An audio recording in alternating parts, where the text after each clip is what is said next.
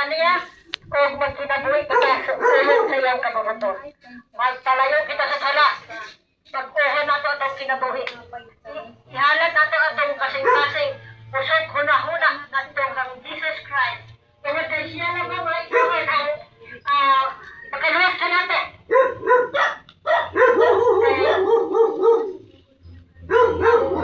Ang tulong sa Ginoo, murading standard of wisdom.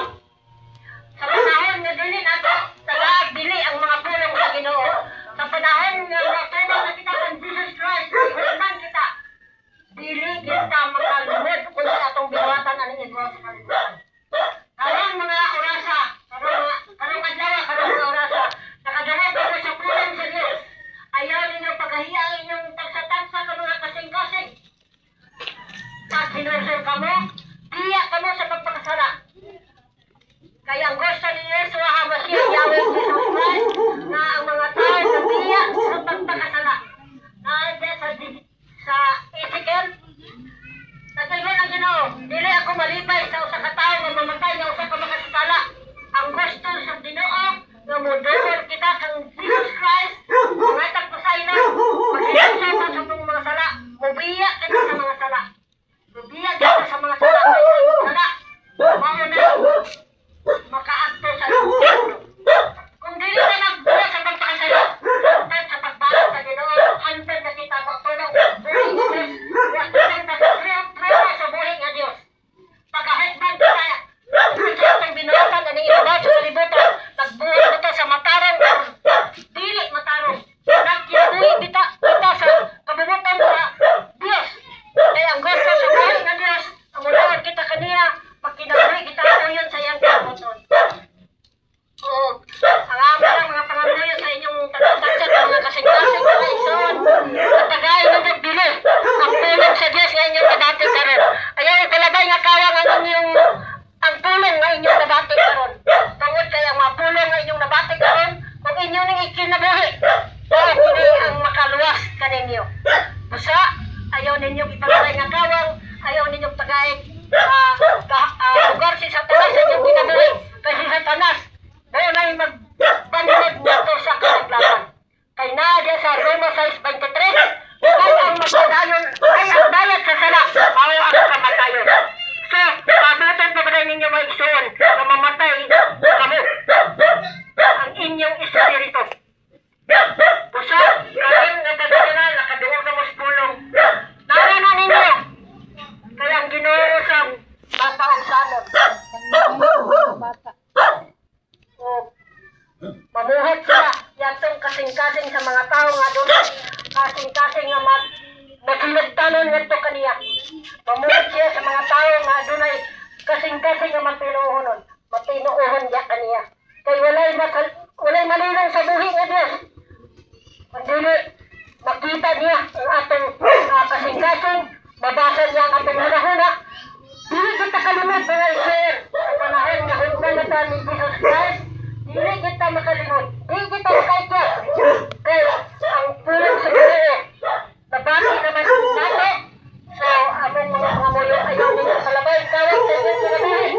Ayaw ninyo tungiran ang garbo. Templa ninyo ang garbo sa inyong kasing-kasing. Tungod na ang garbo, maugid din makahatag sa atin. Pagkakasay na ito kasigalaklaga.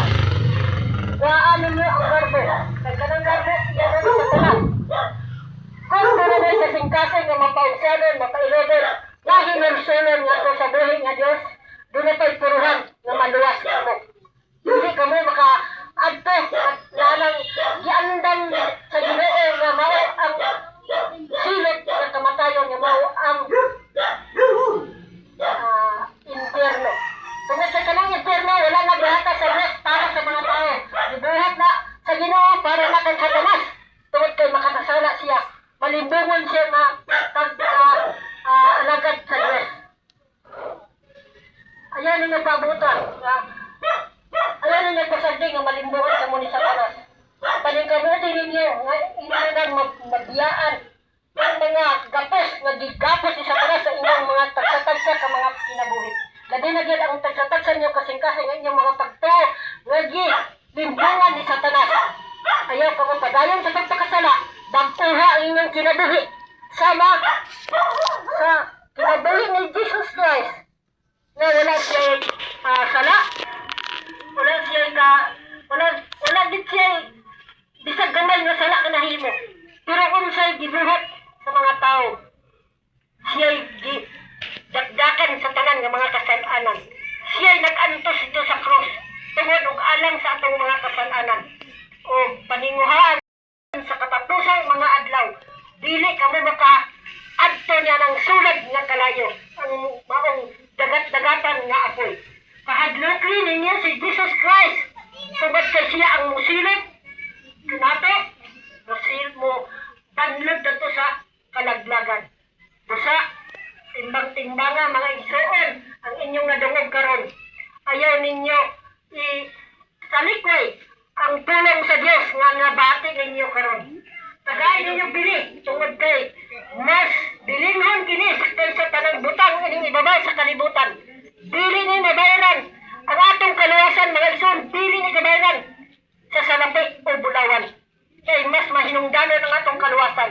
Ay hato na may magsinulsol kung ato na sa atubangan sa Dios nga wala nay kaluwasan. Karon ang panahon nga dool mo sa Ginoo aron maluwas kamo.